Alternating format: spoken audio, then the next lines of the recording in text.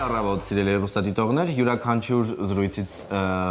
զրույցից եւ հետո եւ ընթացքում ընդհանրապես մշակույթը մեզ հետ անպայման ակտուալ է մեր եթերում եւ մենք հորդորում ենք լինել կից մշակույթին ու արվեստին եւ հատկապես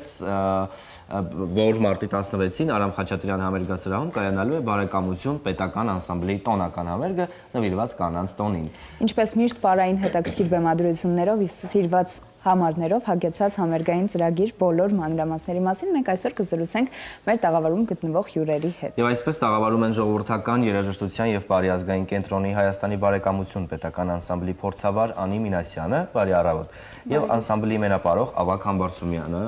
բարի առավոտ, շնորհակալություն հյուրընկալվելու համար, Անի ձեր տոները շնորհավոր, կանանց նվիրված, շնորհակալ եմ։ Անսամբլը շատ բեղուն գործունեության մեջ է, անընդհատ համերգներ, տարբեր նոր ելույթներ, հետաքրքիր է ինչով է տարբերվելու մարտի 16-ի համերգը, հատկապես ինչ նոր ծրագիր եք պատրաստել, որը նվիրված է կանանց տոներին։ Նախ ուզում եմ շնորհակալություն հայտնել հրավերի համար, շատ հաճելի է, որ միշտ լուսաբանվում է մեր համերգները եւ առհասարակ մեր գործունեությունը։ Մենք սիրով, նշեցի, մենք միշտ կից ենք արվեստին եւ հորդորում ենք, որ մշակույթին կից լինեն նաեւ մեր հեռուստադիտողները։ Մենք էլ ենք հորդորում, որ կան համերգներին ոչ միայն պարարվեստի ազգաբնակչությունը պետք է տեղյակ լինի, թե ինչ է կատարվում մշակութային դաշտում առհասարակ։ Մենք այս տարի մեր երկրորդ համերգը կկայանա ամսի 16-ին, նվիրված է կանանց, ինչպես նշեցիք։ Շատ մեծ սիրով ուզում ենք հրավիրել, որովհետև բավականին տարբերվող համերգ է լինելու։ Մենք այս համերգին փորձել ենք նոր համարներ վերականգնել, նոր բեմադրություններ են լինելու, շատ երկար ժամանակ բեմ դուրս չեկած համարներ եւ մասսայական եւ դուետներ են լինելու։ Ինչպես են ընթանում փորձերը, ավագ կպատմենք մի փոքր, քանի որ դուք մենապարողն եք, արտիստների հետ հիմնականում աշխատանքի մեջ եք, ինչպես են անցնում փորձերը, կան արդյոք բողոքներ կամ տարաձայնություններ փորձերի ընթացքում, առողջ process է միանշանակ կարող է լինել, բայց հետաքրքիր է ինչքան է հաճախականությունը նմանատիպ վիճակների։ Փորձերը շատ օրգանիկ են անցկացվում, քանի որ արդեն շատ շուտով կկայանա մեր մենահամերգը մարտի 16-ին Արամ Խաչատրյան համերգասրահում ժամը 19:00-ին աշխատում ենք, որ կարողանանք մաքսիմալ լավ ներկայացնել եւ ներկայանալ մեր հանդիսատեսին, քանի որ ինչպես ընկերանին նշեց, ունենք վերականգնված պարային համարներ, որը առավել եւս շատ պարտավորեցնող է կատարելը։ Ինչքան ժամանակ է որ չէիք կատարել այս համարները, որ նոր շունչ եք հաղորդում նորից։ Տարբեր են, մի համար կա, որ արդեն շուրջ 5 տարի չի կատարվել, մի համար կա ավելի երկար ժամանակ չի կատարվել, տարբեր են միանշանակ չի լինի ասել։ Ուզում եմ շեշտել, որ բացի համերգային ծրագրերից մենք շատ պրոյեկտների ենք մասնակցում, այսինքն խումբը միայն հիմնված չի այդ ամենամսվա հերթական համերգների վրա, մենք տարբեր պրոյեկտներ ենք ունենում, տարբեր միջոցառումներ ենք ունենում, անսամբլի կատարողները կարծում եմ մի տեղ դոփելու հնարավորությունը չունեն այս պարագայում։ Կոնկրետ այս համերգի հետ կապված ասեմ, որ մի ամիս է ընթանում փորձերը, մի ամսվա ընթացքում ենք այդ բոլոր համարները վերականգնել, վերել բավականին բարդ ծրագիր է, երեխաների համար շատ ծանր ծրագիր է, ֆիզիկական առումով եւ էմոցիոնալ իհարկե առումով։ Արտիստների մասին է խոսքը։ Արտիստների մասին է խոսքը, որովհետեւ մի քանի համար միանգամից նոր սաստավը բավականին երիտասարդ կատարողները հիմա ավելի շատ են, քան հին կատարողները, իրենց պետք է եւ հունի մեջ գցել եւ վերել բալանսի։ Ամեն դեպքում տեղի ունենում։ Սերնդափոխությունը միշտ կարող եմ այսպես ասել, ամեն տարի լինի սերնդափոխություն, որովհետեւ ուսումնարանի երեխաները, Պարարվեստի քոլեջի երեխաները, որ ավարտում են, իրենց շարունակությունը պետք է լինի ինչ-որ կոլեկտիվում կամ բալետի արտիստները բալետային թատրոնում, օպերային թատրոնում աշխատելը ընդունվում են կամ չեն ընդունվում։ Հետաքրքիր է, խոսում ենք բարեկամություն պետական անսամբլից եւ նաեւ բնականաբար եւս մեկ անգամ հիշեցնենք, որ մարտի 16-ին Արամ Խաչատրյան համերգասրահում հրաշալի կանանց նվիրված համերգ է տեղի ունենում, բայց հետաքրքրվողները այս պահին նաեւ պարողները վստահ եմ, որ հետաքրքրություն առաջանում է ինչպես համալրել ձեր շարքերը կամ լինել անդամ բարեկամության անսամբլի, անպայման պետք է քոլեջը, հա, դա պարտադիր պայման չի, իրականում այդ կետին հասնելը շատ հեշտ է գալ, եւ փորձել ընդունվել, այլ ընդունվելը մի քիչ բարդ է եւ հետո իրականում աշխատելն է ավելի բարդ, որտեղ կան արտիստներ, որ կներեք ընդունվում են, բայց որոշակի ժամանակ հետո հասկանում են, որ սա իրենց տեղը չէր, որովհետեւ մեր դրվածքը մի փոքր տարբեր է մյուս կոլեկտիվներից, մեր մոտ խստապահանջությունը ավելի շատ է։ Դե դրանից էլ ունենք արդյունքը եւ այն բնականաբար դա բավականին մեծ ֆակտոր է, այսպես ասեմ, բայց ոչ բոլորն են կարողանում դրա միջով անցնել իրականում։ Ինչի միջով է անցնում արտիստը ավագ, հատկապես պարողը այս դեպքում, չունենալով քուն, որպես այդպիսի նորմալ ռեժիմ, առողջ ապրելակերպ, բայց այնուամենայնիվ պետք է պահպանել առողջ ապրելակերպը, լինել պատրաստ ֆիզիկապես այս դեպքում հատկապես, ինչպես եք հասցնում այս թողուբոհի մեջ նաև ձեր կյանքով ապրել։ Նախ առաջին հերթին պետք է միշտ լինես ֆորմայի մեջ որպես արտիստ, որովհետև դու բեմում ես ու մաքսիմալ պրոֆեսիոնալ ու գեղեցիկ պետք է ներկայանաս հանդիսատեսին։ Ամենօրյա աշխատանքով ենք ապահովում մեր ֆորմաները, պրոֆեսիոնալ մակարդակը, բնականաբար ցավերը անխուսափելի են, որովհետև ուզենք թե չուզենք, մենք ամբողջ մարմինը աշխատացնում ենք ու դու ընթացքում ունենում ես միևնույն է տրավմաներ, հոգնածություն եւ այլն։ Բայց զուգահեռ այդ ամեն ինչը հարթելու ու շտկելու համար պետք է անընդհատ հետևես քո առողջական վիճակին, եթե ուզում ես կյանքում ունենաս,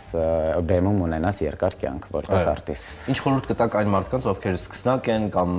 նոր պետք է ավարտեն քոլեջը կամ համալսարանը, որ հետո պատկերացնելով իրենց կարիերան եւ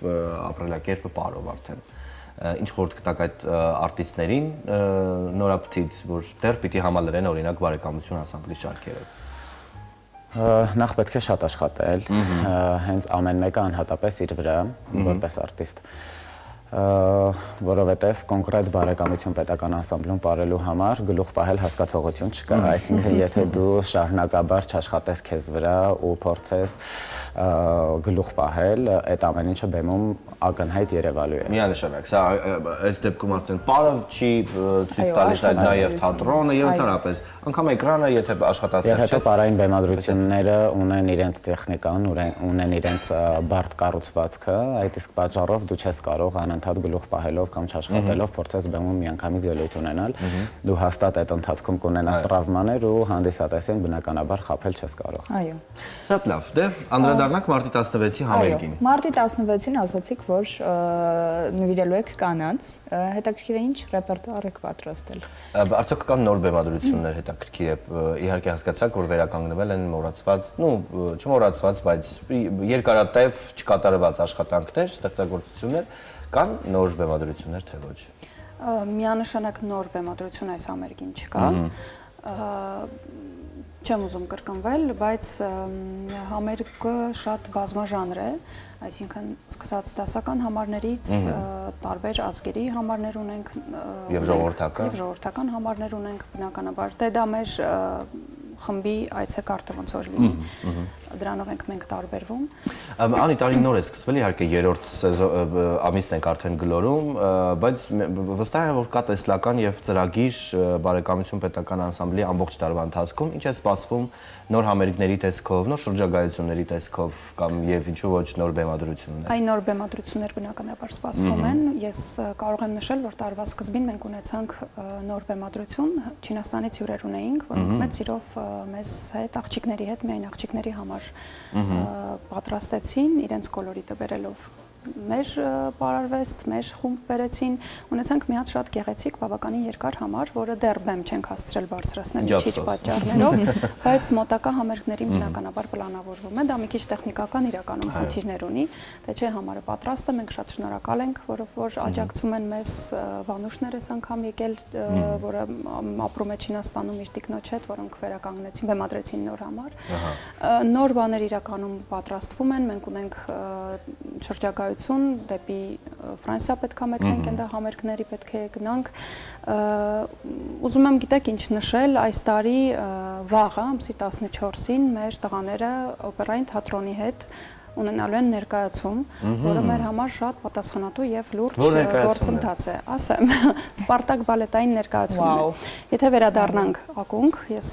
կարող եմ նշել, որ 2009 թվականին, երբ որ Յուրի Գրիգորովիչը եկավ Հայաստան եւ բեմադրեց Սպարտակը,